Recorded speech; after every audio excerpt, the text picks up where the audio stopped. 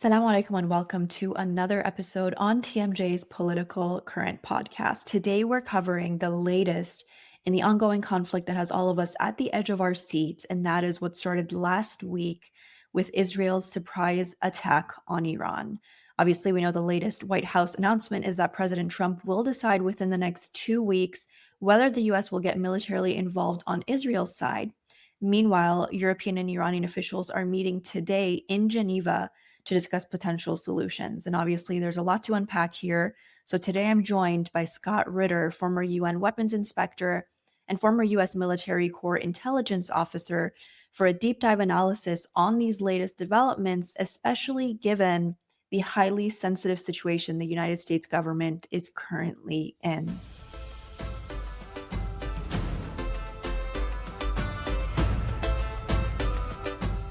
Thank you again, Mr. Ritter, for joining us on TMJ News. Obviously, a very, very eventful week that we've been having. So much coming out from Israel's attack on Iran, which happened almost last week under the pretext of Iran's nuclear program and how it is inching toward Iran having nuclear weapons. Now, we're obviously going to get into that conversation very deeply, especially as the big kind of question and conversation right now is whether the United States is planning on getting involved.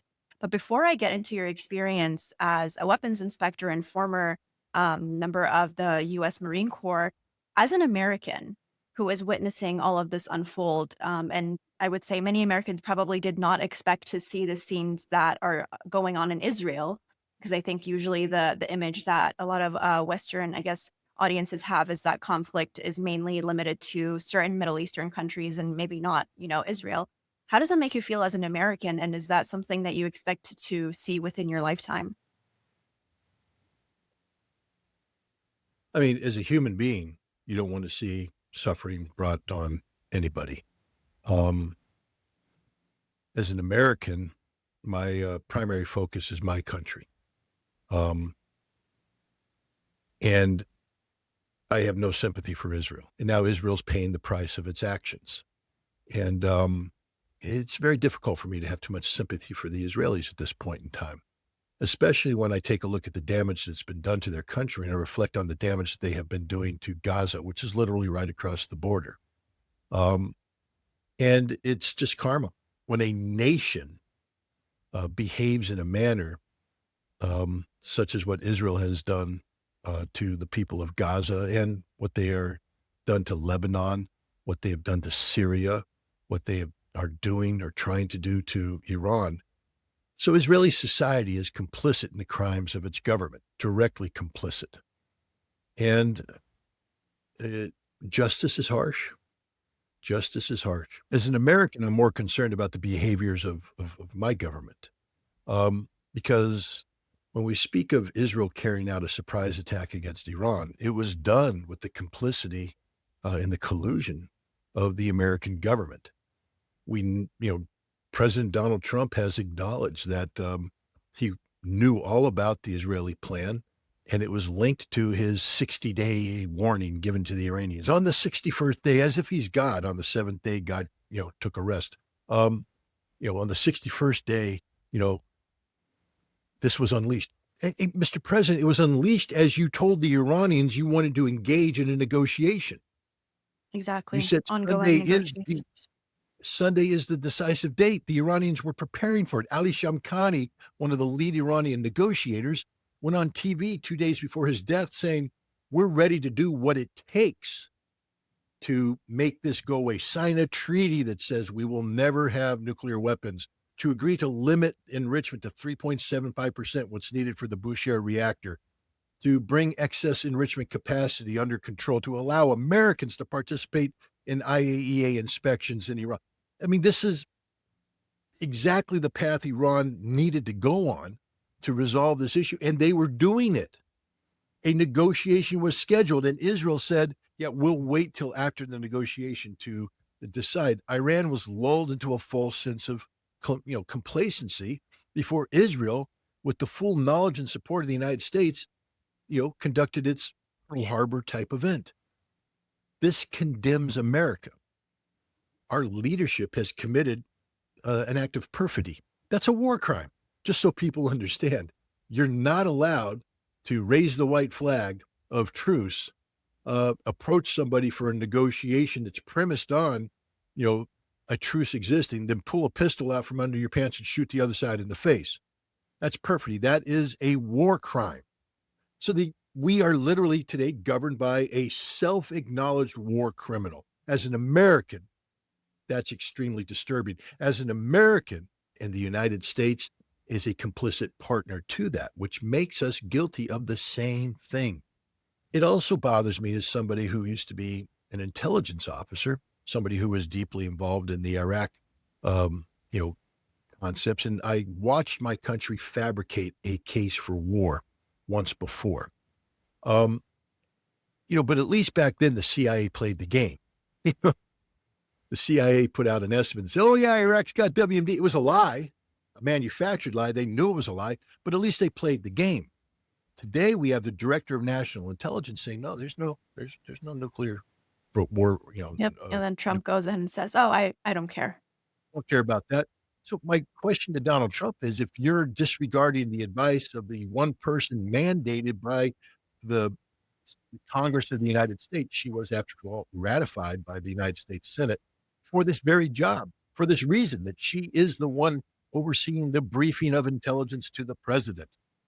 That's sort of like constitutional stuff. If you're not getting your information from the person that Congress says you should be getting your information from, who are you getting your information from? And we know the answer, the Israelis. So this is a case where the Israelis, this war criminal entity, is providing information to the president to create the conditions where America could possibly intervene militarily. This is an absolute lie. Even the IAEA, who is complicit in all of this, who is complicit in the perfidy, the IAEA report put out by their board of directors, which said that Iran was in non-compliance, has been With the used by NPT. states to create the perception of an imminent threat. But Grossi, the director general, when put under the light, had to say, no, there's no evidence of that. Then why did you say non-compliant? And I want to remind everybody that Grossi is the man that ran to the Zaporizhia nuclear power plant in the immediate aftermath of Ukraine attacking it, trying to blame it on the Russians, and saying this is the greatest threat to humanity.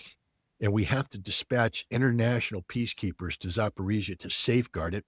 And he went to the Security Council and gave a briefing about the dire threat. Where is Grossi today? As Iranian nuclear facilities are being bombed by Israel, which, again, I just want to point, is a violation of international law. You are not allowed to attack nuclear sites. It's not allowed. Yep, And you're yet not allowed to attack nuclear sites. You're not allowed to attack journalists, which is also something we see them bombing yep, Iranian state TV. And again, like what you're saying, this is all blatant violations of international law, both on Israel and the US side. And yet we see no pushback against it. We see no, none. no sense of, being held accountable for all of this. And that's really sad because ultimately, and this is a conversation I think I want to have with you as well, is I think it really comes down to Americans and, the Western world, America, Israel, being used to this idea of supremacy and knowing they can get away with all of this, knowing that however many times they violate international law. I mean, we saw with Israel and the ICJ and the UN, this has been an ongoing kind of story for decades now. There's no actual way to hold, these powers accountable.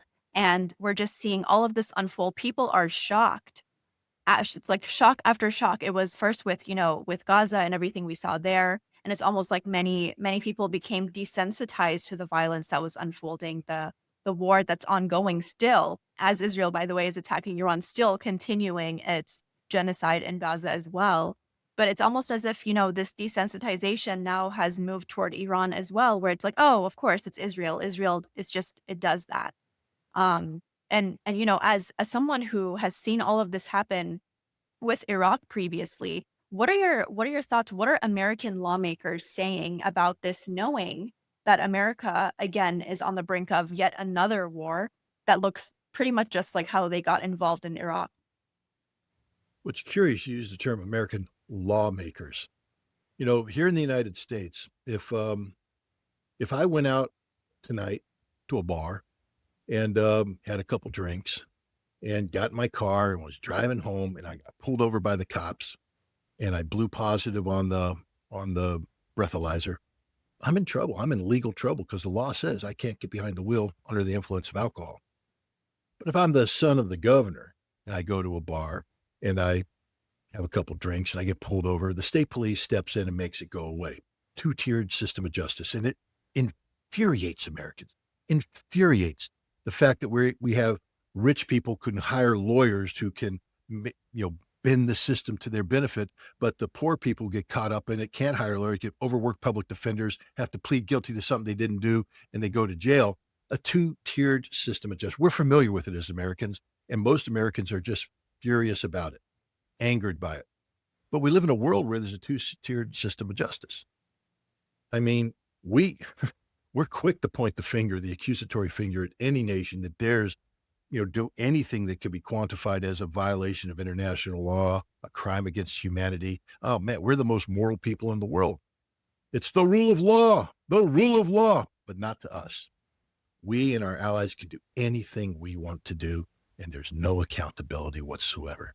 It is a two-tiered system of justice that is despicable and disgusting and should be condemned.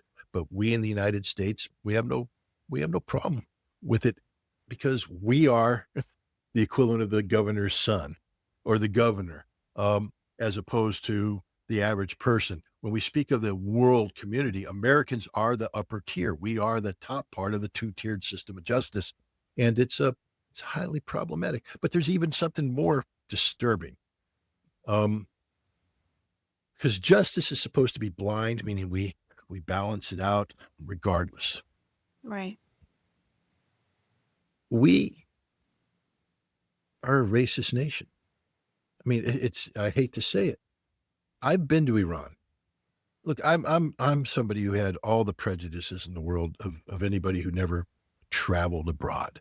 But as soon as you travel abroad, you meet people and you realize they're humans. I used to be prejudiced against Russians until I went to Russia and lived there and I met them and I'm like, they're just like us. They're the same Humans people. living their life. Yeah. Humans living their lives. They speak a different language. They have different cultures and norms, but I tell a stupid joke. They laugh. We see a sad movie. We cry. We are human beings trying to get along in this world together. Then I went to Iran thinking, because, you're told something totally different about Iran. Now, Iran is full of these Shia theocrats who probably parade down the streets, beating themselves in the back and, death to America. And I'm going to get in there. It's going to be a police state and they're going to round me up and beat me up. And oh my God, totally the opposite.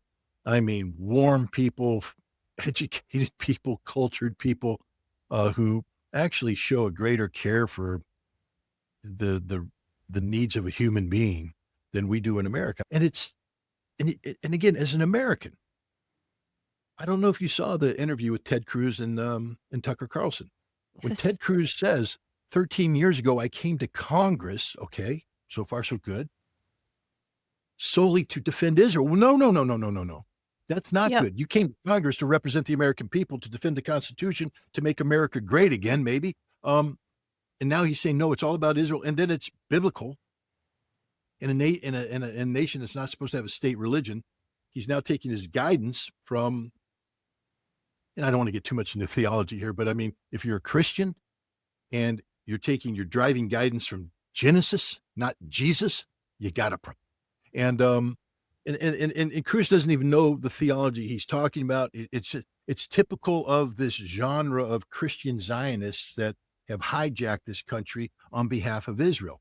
And again, I just want to come full circle. Israel is a criminal entity governed by war criminals, indicted war criminals who have carried out multiple crimes against humanity. And those who have carried this out deserve the strongest penalty. Benjamin Netanyahu deserves to be hung by the neck until dead. So does Gantz. So does everybody else who has been doing this. Ben Gvir, the whole crowd. They have committed genocide. They have committed perfidy. They have committed a war of aggression, and we just go on and on and on and on. As an American, that bothers me, especially now when we're about to go to war on their behalf. You just spoke extensively about how, Americans who haven't traveled to, let's say, Iran or other countries that are very frequently demonized by American media and leadership have no idea what the people are actually like. And I guess my question about that is, you've mentioned all of this, but you have also said that, Iran in this situation should align itself with the US. You mentioned change its posture to avoid pretty much American military intervention.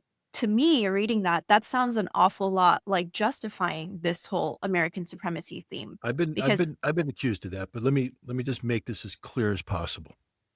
right, I have always said I have written books on the subject, so it's not like I'm just new to this game. I've been writing books on Iran since the mid 2000s. And the books are heavily critical of Israel and the United States for manufacturing a case against Iran about a nuclear weapons program that doesn't exist and a nuclear weapon that Iran doesn't want.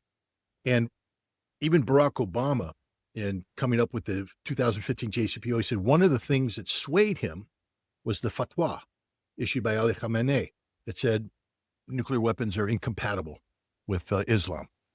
right. Okay, so now, as somebody who's been out there arguing, and I got to tell you, it's not just about arguing. I got beat up like you wouldn't believe. I mean, I went in front of the American Congress, Jewish Congress, or so. I mean, we're talking about. I was down in Florida, 10,000 people, 10,000 screaming maniacs, Zionists to the hilt. And I stood up there and I said that, I said, look, apparently I love Israel more than you do because I'm trying my best to make sure. I said I fought a war to help prevent Iraqi missiles from landing on Tel Aviv. And I'm trying my best right now to prevent Iranian missiles from landing on Tel Aviv. But in order to do that, you can't continue to go down to manufacturing a case for war. At some point in time, you're going to have to learn how to live in peace with the Iranians. Oh, slam, bam, they wanted to burn me and all that. So I'm not somebody that's just, popping up at the last second. I said it because it's the truth. What I said is, if you don't want to have a nuclear weapon, then why do you posture as if you're going to have a nuclear weapon? I know why. Professor Morandi explained it. He said, we want to appear to be a threshold state. I said, why? That's waving the red flag against Israel and America, who are looking for any excuse to charge. Any I mean, excuse. that is true. But one thing I would say, It is though, and true. this It happened. It it happened. It's is. not it is true. It's the truth. It is true, and it's true that you're absolutely right in saying that that is the case. But another truth alongside this is also that it's not as though, let's say, for example, Iran does agree, like you said, to not even come off as though they are potentially going to reach that level. The reality is, the next kind of excuse is going to be something else. It's going to be their missiles. It's going to be their military. Today, actually, we saw CNN's political and global affairs analyst Barak Ravid. He just said today that there's been a shift in the Israeli government's war goals in just the past few days. So this has just been a week, but for some reason the Israeli, goals are changing by the day. And he says that over the last 48 to 72 hours, a new unstated goal has emerged, and this is regime change in Iran. Yep. And so obviously, I mean, we're going to get into whether you think that's actually going to happen. But my point here is, if it's not going to be Iran's nuclear program that's going to be the excuse for Israel, it's going to be their military program and their missile They're capabilities, missiles. which are, Yeah. Yeah. top notch in No, the Middle East. If it's you're not going to you're be right. that, it's going to be their I'm, regime and I'm how they don't agree with the regime. I'm So not I'm not I'm not essentially, denying that, but I just want to make the point. The mhm, very words I said on this program, the very words that I've written in articles, the very words, word for word. And this is why I said it. I'm not out here to cause trouble. I'm just out here to be factual. And what I said is that Iran's 60% enriched uranium, the levels they have, the amount of bombs that could be produced by that, will be used as an excuse to go to war. On June 10th, General Kurilla from Central Command briefed the United States Congress word for what I just said. Word for word. I don't make stuff up. I've been studying this thing forever, and I know exactly how the United States government works. I know how they think, I know how they operate, and I knew what was going to happen. And that's what I was trying to say. Don't do this. Because if you do this, regardless of your justification and legality, if you do this, they will attack you. Because all you did is wave the red flag in front of the Israeli bull, and the Israeli bull is insane. The Israelis have always held off on attacking Iran when you couldn't articulate a cognizable case that Iran was pursuing a nuclear weapon. And the Iranian posture, the last time we spoke, a rational person, I consider myself to be a rational person looking at the totality of the data would say Iran is literally a political decision and a couple technical um, evolutions away from having a nuclear weapon. That's a threshold state. They don't want to be there. That's not where they need to be. They have no right, no business being there if they don't want a nuclear weapon. So Iran needs to back down. Had Iran not advanced itself to that, we keep saying Israel would have looked for another excuse. They've been looking for excuses for decades. The big excuse to carry out this blow was nuclear weapons. Now they've moved to regime change, and I know you want to talk to that and be more than happy to talk about that, but their Yeah. regime change is never your going in proposition. All right. Yeah. That's too extreme. Nobody's going to buy into that. Um, it was nuclear weapons. And had Iran not done what it did and becoming a threshold state, I don't think we'd be where we're at today. I'm not blaming Iran, but they're not totally, they can't walk away from the saying we didn't do anything. That's like me having every Absolutely. right to go. And I mean, you just mentioned Iran, has no business being in that position and whatnot. And again, I this has always been something very difficult for me to grasp, and it's this idea that, for example, the United States, the only country that has ever used nuclear weapons, enjoys this right to justify itself in saying we have this and it's our main deterrence card or whatnot, to a point where you're now saying the U.S. could possibly use the bomb on Iran. Yeah. Yet Iran, which has always claimed that we have our nuclear energy program solely for our national sovereignty and our national benefit, that's a right that every nation has. Yep. And so really it's a question of, all right, so if Iran can't have it, why can the United States have it? Especially if they've used it. They're the only country that's ever used it. Why should Israel have it?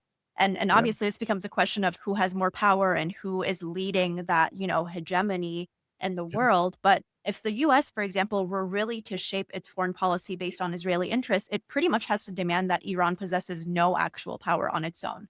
For example, Which like is, basically the way Iran was under the Shah, basically where pretty much everything in the nation was controlled by external powers. We've also seen the Israeli ambassador to the US, he said just yesterday, that Israel has to eliminate not just Iran's ability to make nuclear weapons, but also its ability to even produce ballistic missiles. So yeah. again, this is something that they're never going to stop on. First, it's going to be the weapons, then it's going to be the missiles, then it's going to be, just anything that would concern Iran having its own power, its own national sovereignty. Next is probably going to be like, oh, Iran shouldn't be making its own vaccines. Iran shouldn't be, so Breathing and our air. pretty You much, know. and that's the question: is there's no actual end to this. So Well, there is. how far do you think? Yeah, Actually, there was an end. I mean, it requires the patience of Job, but there is an end. There was a path that Iran was on, and it's one that I was encouraging Iran to do. I mean, who am I to encourage anything? But internally, I was like, this is good. This what you're doing is smart.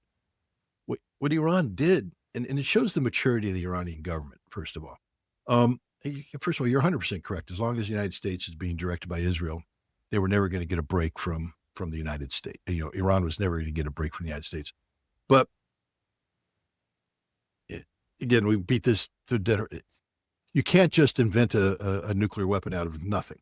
If for Iran, there would required steps that would have to undertake that would have triggered exactly what we're seeing right now.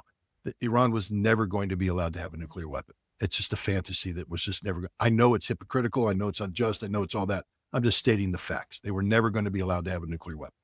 okay, Now, but your thing is then they're cutting this perpetual trap of being oppressed. But Iran became a BRICS member. That was their pet. Iran just signed a strategic framework agreement with Russia. Surprisingly to many people, no military component. Why? Russia offered it, by the way. Russia was like, we'll do this, we'll do that. And Iran's like, no, we got this. We're a proud nation. We have capabilities. We don't need that. And look at Iran today. They're doing everything on their own. Boom. But part of that strategic framework was economic in nature. The north-south economic corridor connecting Russia with Iran through, the Caucasus and everything. That's happening, or at least it was going to happen.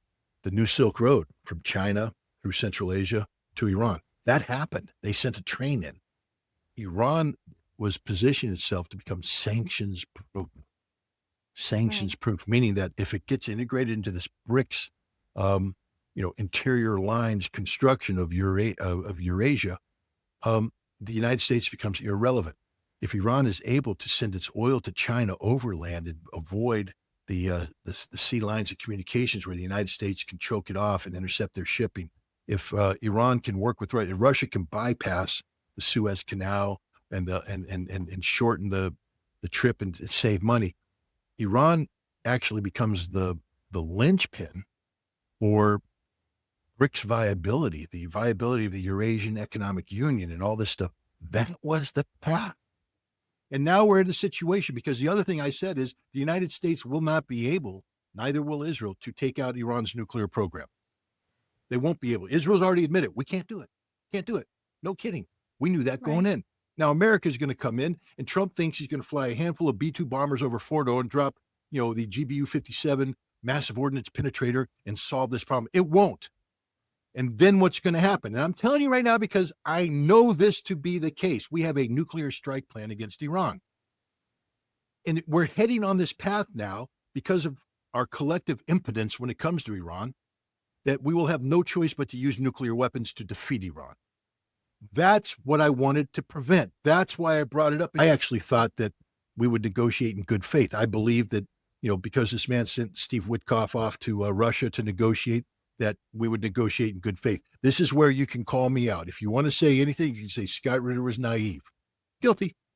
Guilty as charged. But you know what? As an American, that's not naivety. I didn't think it was possible. I didn't think it was possible that we would do something like this. That's not who we are. We are capable of doing horrible things.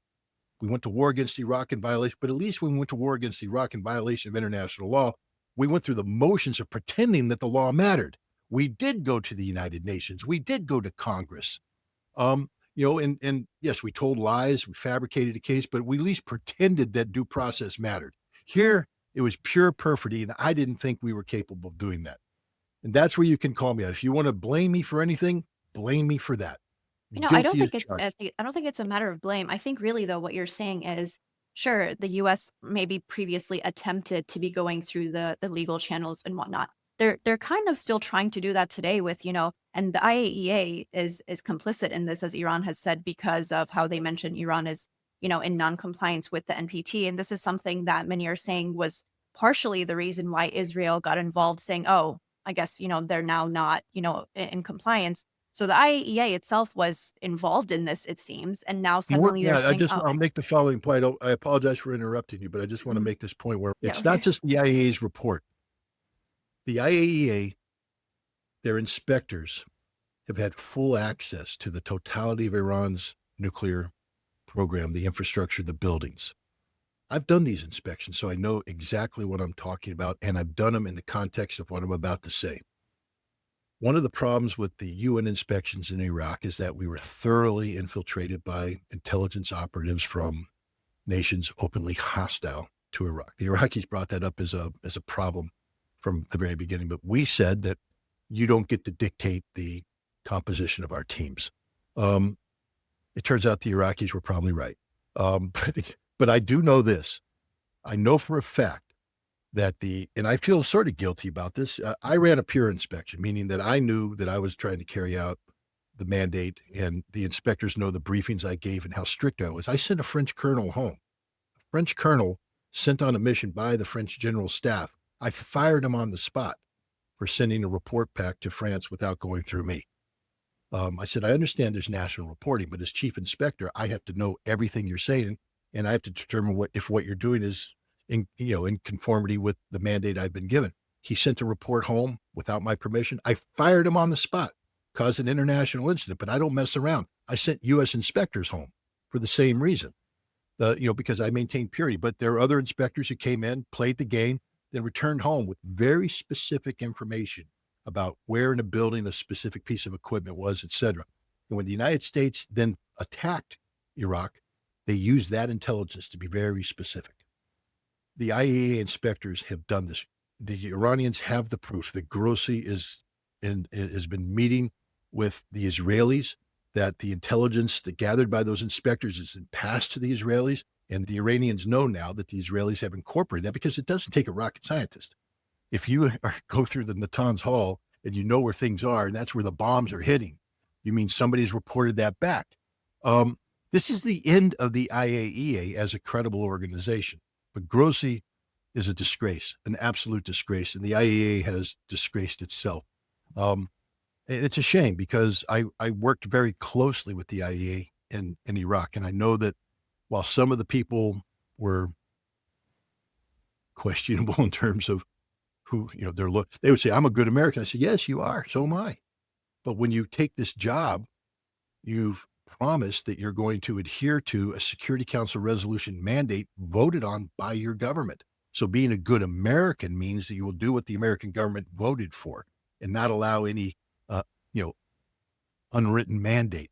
The IEA has corrupted itself. This is beyond belief. I just wanted to throw that in there, that this isn't just a matter of, looking bad. They are bad. They are the problem. They provided intelligence that helped Israel carry out this knockout blow, and they helped set it up through Grossi filing this non-compliance report. Iran is in non-compliance of nothing. They've complied with everything.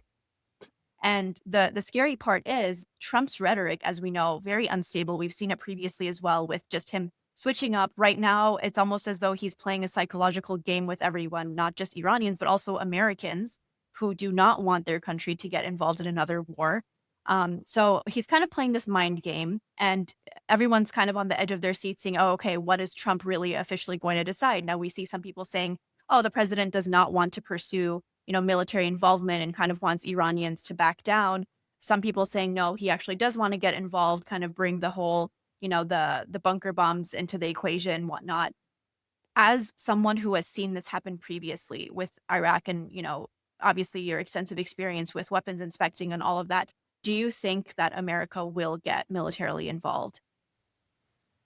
Well, in the past, what I can say, and again, I'm going to say things, I know people are going to say, oh, he's just, jingoistic American, typical chauvinist American, whatever. In the past, we couldn't be beat. So we could afford to go through the motions. Iraq was never going to beat us. It wasn't even going to be close. And the proof is in the pudding. So we could afford to go through that. The difference today is that we can't beat Iran. So the Iranians, I can't remember exactly how many military districts, they had a dozen or something, but they basically broke Iran up into little fiefdoms that in Right. time of war could operate independently of Tehran on a plan that's already been agreed upon. And it didn't matter if another fiefdom fell. This fiefdom would continue to fight as a fortress, and they went underground and they brought in missiles, they brought in everything. So it's not as though Iran has all of their weapons in one place where it can be hit and everything's gone. They have dispersed underground throughout all of Iran the ability to defend themselves. And then once they did that, they began to improve their capabilities. I spoke to President Raisi in September of 2023 when he was in New York, and I asked the question about nuclear weapons and deterrence. And I said, you say you don't want to have a nuclear weapon, but unless you have a declaratory policy about your ballistic missile use, you don't have a deterrence. People will feel as though they can attack you and stuff. When he said the ballistic missiles are our national deterrence. This was in September 2023. As we saw in 2024, Operation True Promise and True Promise 2, the Iranians, set ballistic missiles as their deterrent. And they're doing it right now. People say, well, what kind of deterrence did they have, Scott? The Israelis attacked. Well, the key to deterrence is making everybody understand that if you initiate an action, you're going to pay a disproportionate price. I think Israel's come up to that conclusion already. I don't believe Israel would have started what they started had they known what was going to happen. They believed that they Right. could do decapitation, shock and awe, and Iran would collapse. What they're finding is the Iranians have a plan, and it's a heck of a good plan. Um, the Iranians built ballistic missile capabilities that are the best in the world. What the Iranians are coming in right now, you're seeing a gradual increase in the technological sophistication of the weapons. Iran hasn't even gotten to the best stuff yet. Um, they have missiles right now that are very advanced, very accurate, very lethal. Um, And this is part of their plan. Now, when we speak of deterrence, they didn't deter Israel, but you know who they're deterring right now? The United States. You see, you asked me the question about what is Trump thinking? America doesn't want to lose a war. Right. We're not stupid. Um, maybe we are, but on that, the Pentagon planners, when we initiate something, it's not on a hope and a prayer. When we initiate a military action, especially one of the level of war with a nation, we plan on winning. So if we're going to start it, we have an idea how we're going to finish it. There's a reason Right. why we started forming up military government units in 1942 in anticipation of the fall of Germany in 1945, because we knew we were going to win this war. It was never in doubt. We knew what we needed to have happen. We knew what we were going to do. We had a plan. It doesn't mean that war isn't hell. You fight battles, you lose people. Um, but we knew we were going to win.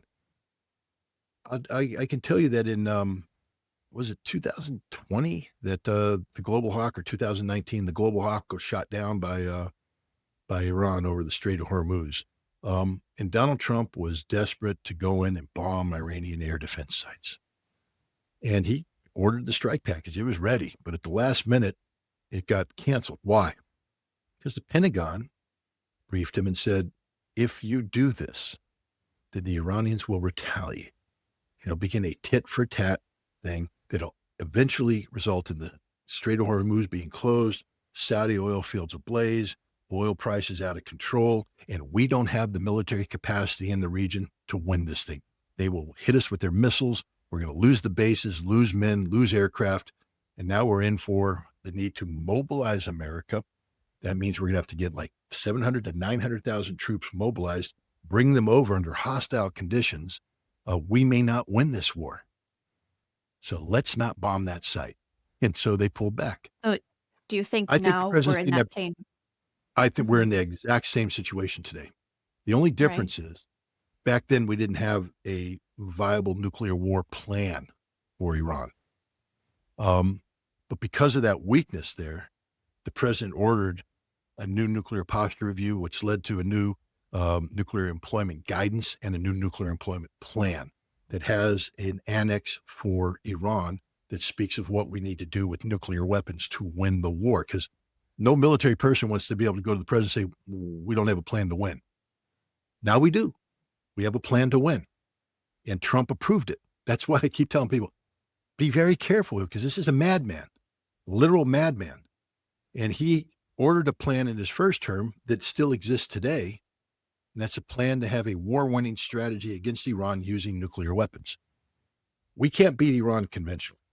This B-2 fantasy about going over and dropping, it's not going to do it. And the Pentagon's saying, if you engage in this, Mr. President, you're not going to achieve what you want to achieve. The Iranians are therefore going to hit all of our military bases. Worse, though, we've withdrawn our military assets, for instance, from Al Udeid Air Base in Qatar. I think those planes are in Saudi Arabia right now. I thought Saudi Arabia wasn't involved in all this, but apparently our planes Oh are all in man, Saudi Saudi Arabia, Arabia. which Yeah. means Saudi Arabia is going to get flattened. Kuwait's going to get flattened. The United Arab Emirates is going to get flattened. And now, prices go through the roof. And what do we have? We don't have the time. We can't wait 9 months to build up 700,000 troops that we don't have. So we nuke them. That's the problem. In the past, Iranian deterrence, the threat of this massive disruption, was sufficient to hold the hand of the madman. But now the madman is looking at options. They're saying, we can win this. What the So Pentagon you now needs, actually think that, the dropping a nuclear bomb on Iran could be an actual possibility here? we're over 50% on that possibility. It's a probability now. This is the most, Oh, wow. again, do you want to Interesting. know why I took the aggressive stance I did? Because I knew that I was going to get a lot of people angry when I said that, because I know the outcome.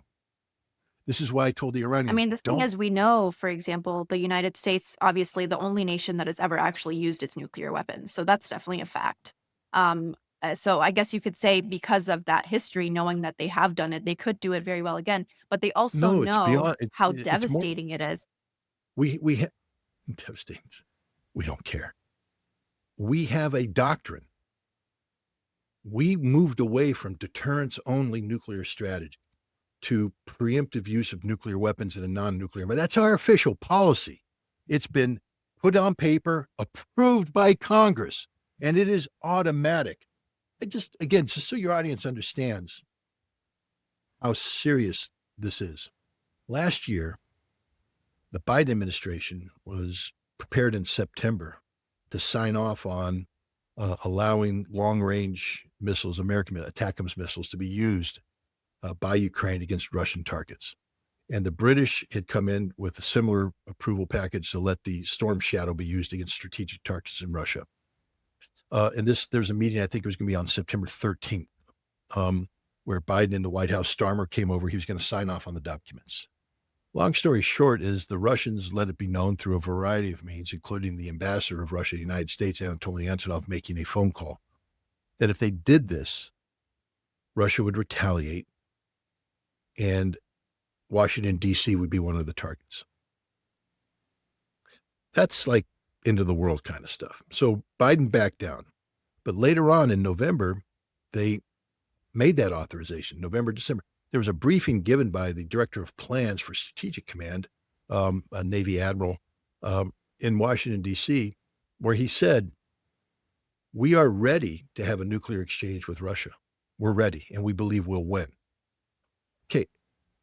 And this isn't just rhetoric, because then I went and met with members of Congress, and I met with a very senior Democrat who said he received the briefing from the CIA. Because I said, do you think the Russians are bluffing? Does the CIA believe the Russians are bluffing? And he said, no, I was in that briefing. He said, the CIA doesn't believe the Russians are bluffing. Actually, they believe the Russians are very serious about using nuclear weapons if this happens. We've crossed all their red lines. He said, the problem is the Biden White House was ready to go to nuclear war. The Biden White House said, okay, let's do this. We were ready to go to nuclear war in December. Very dangerous situation. That's how unstable America is when it comes to nuclear weapons and our nuclear doctrine. That's why Tulsi Gabbard did what she did. You know, she just went there and visited.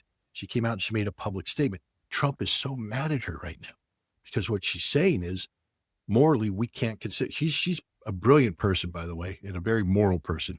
And she's come, I know people disagree with her because of her Israeli stance and all that. I'm just telling you, what she did was an act of great courage because she knows the debates that's taking place inside about using nuclear weapons, et cetera. And she came out and she made it a moral argument.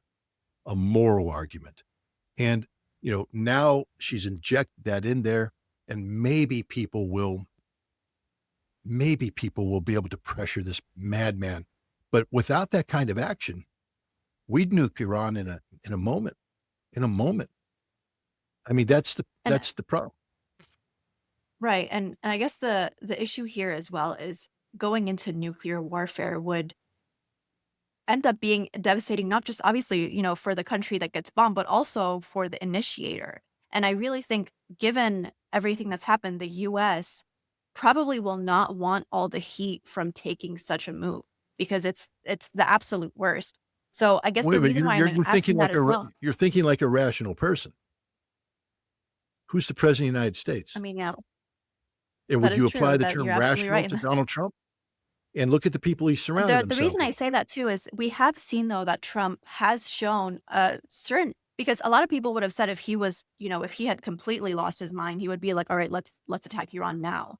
What's happening though, and it's maybe because of the people around him or, you know, what the intel he's receiving, the advice he's getting, he has calmed down a bit and he's taking a little bit more of a calculated stance. Perhaps what he's doing now is trying to kind of play that psychological war of, you know, playing it and seeing what reactions are coming out from Iran and elsewhere. But he could be even more, you know, irrational if he wanted to. But it seems to me that he is kind of holding back because he does know the consequences of what this could really mean for America and for Americans. The problem right now isn't one of what's good for America or good for America. He doesn't care. What he cares about is his legacy and his standing with his base. The MAGA movement will turn on him like it's never turned on anything because he promised peace. He promised that he Exactly. would be the peace president, that he would avoid this very thing. And now when you have your own director, it'd be one thing if Tulsi Gabbard saying Iran has a nuclear weapon, then he has political cover. I believe Tulsi Gabbard. That's what George W. Bush said. Well, I believe the intelligence I was given. You knew it was a Right. lie because you told him to lie, but at least the Americans are going, it ain't the president's fault. He was fed bad intelligence. Well, Tulsi Gabbard's saying they don't got a nuclear weapon. So the only intelligence he can fall back upon is Israel. And I don't care how loyal you are to this president. When you're told we went to war because of Israeli intelligence, when our intelligence officer said no, that's it for you politically. It's over. So that's what's holding this president back is the political calculation of the price he'll pay with his base if he were to go to war. Do you think then, and this is the regime change kind of conversation, obviously the regime change thing with Iran has been there literally since the inception of the Islamic Yeah. Republic. They were ready to have it go right when it came. And we've seen it, repeatedly with, different waves of just not just protests in Iran, but also, attempts of, the West and, the US, Israel to infiltrate. And we saw how, extensive Mossad's influence within Iran itself is, especially this time around. Do you think that regime change this time is a possibility, especially because we saw, I mentioned the CNN analyst who was mentioning that now Israel, their actual goal now, seeing what's happening, is to instill regime change in Iran. Do you think that's possible, or is it just one of those other cries like last time where it's like we're going to try for regime change and everything just kind of, doesn't happen? No, it's real. I'll give you again a little story from history. During the Desert Storm, Iraq hit Israel 49 times with Scud missiles. I mean, in retrospect, that's just like a pinprick to what's going on. But psychologically, that was devastating for Israel. Devastating. And when the war ended, of course, we started the United Nations weapons inspections. We're supposed to come in and get rid of the ballistic missiles and the weapons of mass destruction. Israel didn't support this. The decision made at the end of the Gulf War was that Saddam Hussein is the problem. And so Israel began a plan to assassinate Saddam Hussein. That plan had reached fruition or maturity by October, November of 1993. In fact, I think it was in early November that the Israelis did a final dress rehearsal for this assassination plan before they dispatched the forces to Iraq in a week. And that rehearsal went bad. A live missile was fired. 5 Israeli soldiers were killed, and the plan went away. But even after that, Israel was saying the only solution was regime change. When a nation humiliates Israel, the Israeli go-to solution is regime change. So now we come to Iran. Iran has humiliated Israel. I mean, Israel's never been humiliated like this before. The Israelis will kill Ali Khamenei. That's a 100% guarantee. They will kill this man. He knows it too. He said so. He says, I think he said something that both my wife and I smiled at. He said, in my body, maybe, 80 years old or whatever, but in my heart, I'm 20. I mean, who amongst us as we approach that, it's like, wait a minute, inside I feel like I'm 20 years old, but the body's saying Yeah. I'm older. But he has embraced his mortality, and he's told the Iranian people that, they will kill me, and I'm ready for it. But we must live on. Our cause must live on. It's more than me. It's about religion. And this is what the Israelis don't get. Iran is a nation that dates back thousands of years. Yep, It doesn't exactly. matter, whether it's the Shah or a theocrat in charge. It's the Iranian people, the Iranian nation. You're not breaking this thing up. And they are rallying around the leadership now like they've never rallied before because of these attacks. This is where the Israelis are mistaken, because regime change isn't going to be what they think it's going to be. They're trying to kill a man, but they can't kill a cause. They can't kill a belief. They can't kill a religion. And And right when to add to what you're saying, I think one thing that Israel is really as well pushing for that they think is gonna work out the way it has previously is trying to divide Iranians. But the yeah, reality that we're seeing coming out of Iran, especially since the enemy right now is an external threat that's threatening the very lives of the people, is it's actually unifying them. So whereas yep, previously you had a lot of people who, and they still have many issues with their government, they still yeah, continue to say, our government is not performing as we want.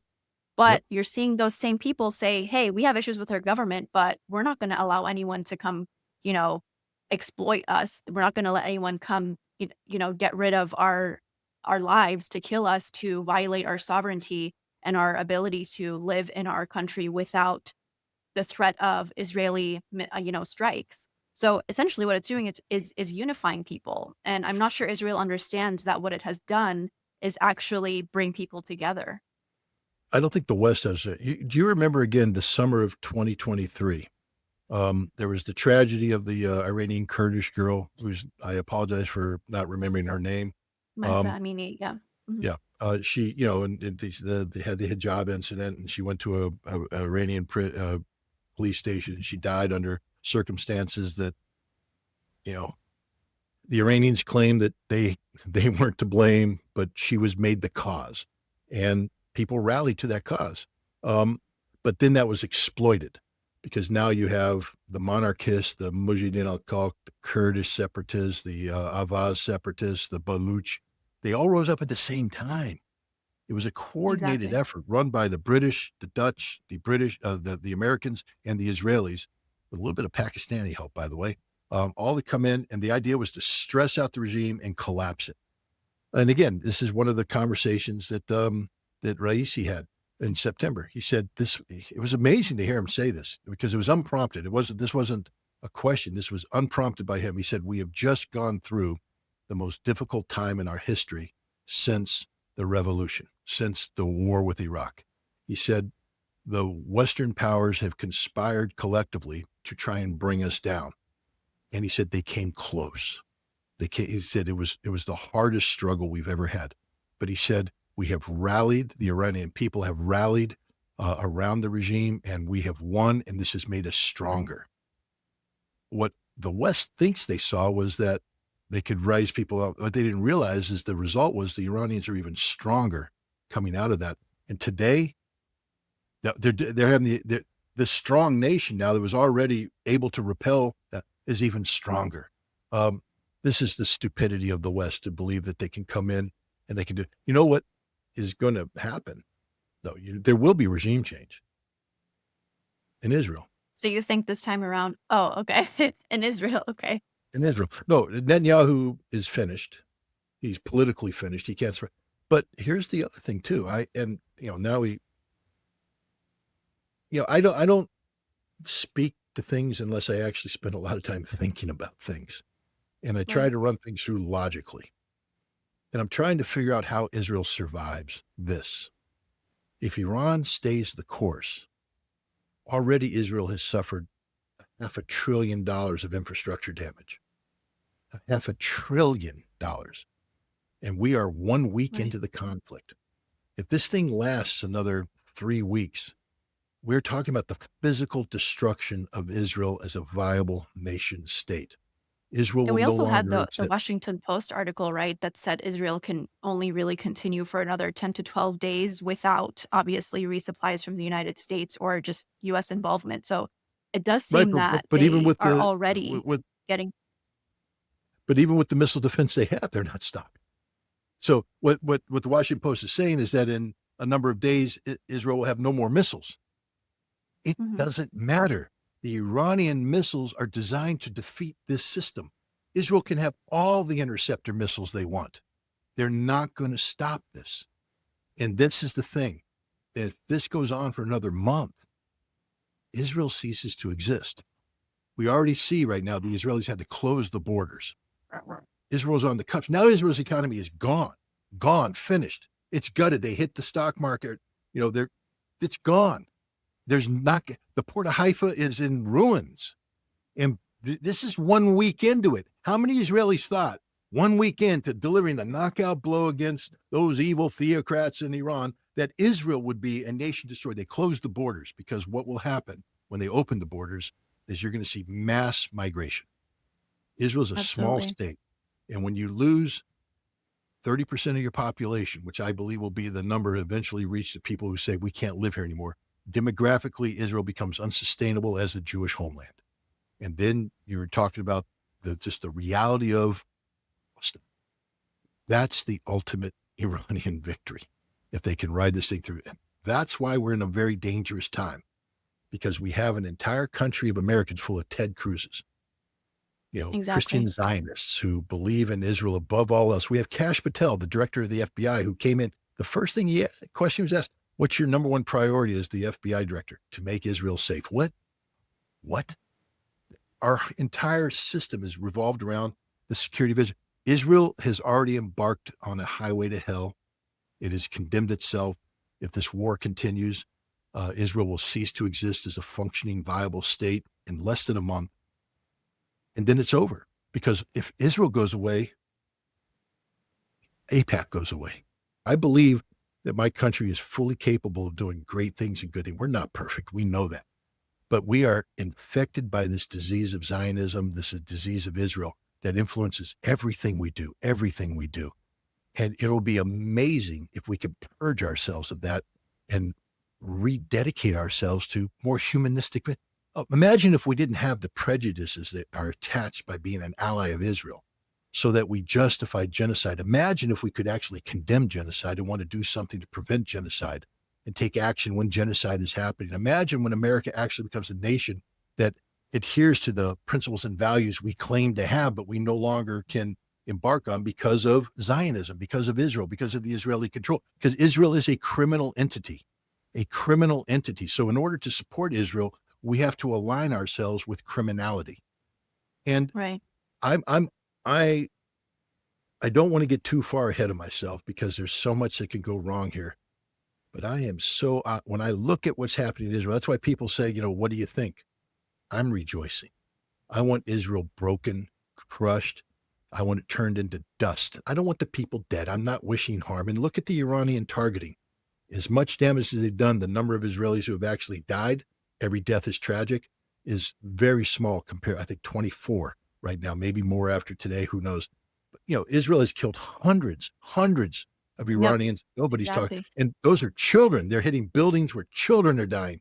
But Absolutely. nobody's saying a thing. But I want Israel broken, destroyed, not because I hate Israel. I do, because I love America. And I hate what Israel's doing to America. And I hate what America's become because of the Israeli influence. The fact that we tolerate a Ted Cruz, who has now openly admitted that he came to Congress solely to advance the interests of Israel over the American people, that says all you need to know about the state of affairs in America today. I mean, and the sentiments that you're saying are shared by, I would say, a majority of Americans. It's something that Americans do not want. Just, I think it was on Wednesday, there was a protest in front of the White House, a protest for, no war on Iran. So many Americans who actually came there and they're saying, we don't want this. We didn't want it in Yep. Ukraine. We don't want it in Iran. We don't want it anywhere. Our taxpayer dollars are funding all of this. And, the saddest part as well is, taxpayer money that's going to Israel's defense and Israel's defense that's clearly, failing. So, Americans are sitting on this side of the world watching their money pretty much turn to ashes as their, country and their government is continuing all of this. So, really what you're saying, I think, is a sentiment and, an opinion that is echoed by a majority of Americans living here, despite the fact that their government, and the influence of APAC and, all the Ted Cruzes that live here and are influencing directly American foreign policy. I think what you're saying is overwhelmingly shared by a majority of Americans. Now, the question is, and this is what I want to end on, you've mentioned that, you're hopeful that this is going to be the end. How likely do you think it really is, knowing how much America has put into Israel and how existential, this point in time is for Israel? Do you think that it's going to get to that point?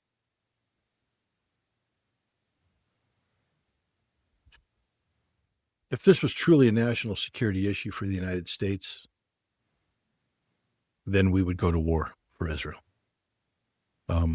with all that entails, to include the possibility or probability of using nuclear weapons. If this was truly a national security problem for the United States, this is a political problem for Donald Trump. And therein lies our salvation. Donald Trump is not your traditional politician who was groomed and controlled by Israel from the start. He was always this maverick. To get elected this time around, he sold his soul to Miriam Adelson, $100 million bribe. And it got him, got Israel the most pro-Zionist cabinet imaginable. But Trump isn't that person. And remember, Trump isn't running for reelection. This is it. This term is Right. it. So his legacy will be defined by this term.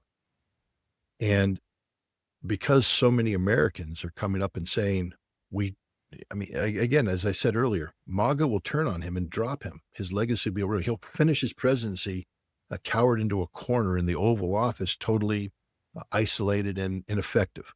And so he has to weigh that and keep that in mind. Right now, he thought that Israel was going to hit the home run, deliver the knockout blow, that the regime was going to collapse.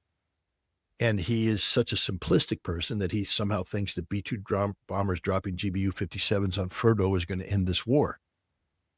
People like Tulsi Gabbard, people in the Joint Chiefs, not the chairman, because he handpicked a Trump sycophant to be the chairman, but there's people below that, people in the defense intelligence, even people in the CIA are saying not only is the justification for a war with Iran non-existent, we're not going to win this war. And you'll be the president that loses war. And the only way out of not losing this war is to use nuclear weapons. Because once America says we're going to use tactical nukes, that sends a signal that, okay, we now can use it against Russia, or we can use it, that we're not afraid of using this. So the Russians will immediately incorporate preemptive use of tactical nuclear weapons to counter any American threat. And I've talked to a Russian recently who said, yeah, if you use nukes, Right. trust me, we'll be hitting Europe like you won't believe, because we're not going to let Europe posture to destroy us and not pay a price. But they're not going to use nuclear weapons now because there's the taboo. If we attack Iran with nuclear weapons, that taboo is gone. And what are you willing to do about it? Are you willing to respond knowing that the Russians will now take out American cities? Is this really the direction you want to go? Or do we want to keep a cap on the use of nuclear weapons and not let that genie out of the bottle ever again? Because we have capped it. We have been successful globally preventing nuclear weapons because there's a general taboo. It's considered evil. It's considered wrong. It's the bad thing to do. But if the United States breaks that taboo, Pakistan will use it against the Indians will use it against Pakistan, China will use it against Taiwan. So can't control it after that. it's totally uncontrolled. So I'm hopeful that the political aspect of this will prevail, so that the president says, no, I have to maintain my legacy. But my concern is that Israel is such a hold on America that when we're confronted with the reality of the physical destruction of Israel, we may take extreme measures to save Israel. That's my concern. I don't know if America's capable of letting Iran win this war, because right now Iran is on a path of victory in this war. They will defeat Israel. Israel's already been defeated. I don't think Israel comes out of this. The question is, do you have a rapid evacuation of population or population evacuating over a sustained period of time? But you allow this war to go on with this level of physical destruction, and when the travel constraints are lifted, 1/3 of the Israeli population is gone instantly. Absolutely. Well, thank you so much, Mr. Ritter, for joining us again on TMJ News, and thank you for sharing your analysis of the ongoing situation with us. Thanks for having me. If you like what you see here at TMJ News, please like and share and subscribe to our channel for more engaging weekly content. TMJ News is a grassroots, independent media outlet, and you can find ways to support us by reading the caption below. Thank you for joining us on this episode, and we look forward to seeing you for future ones.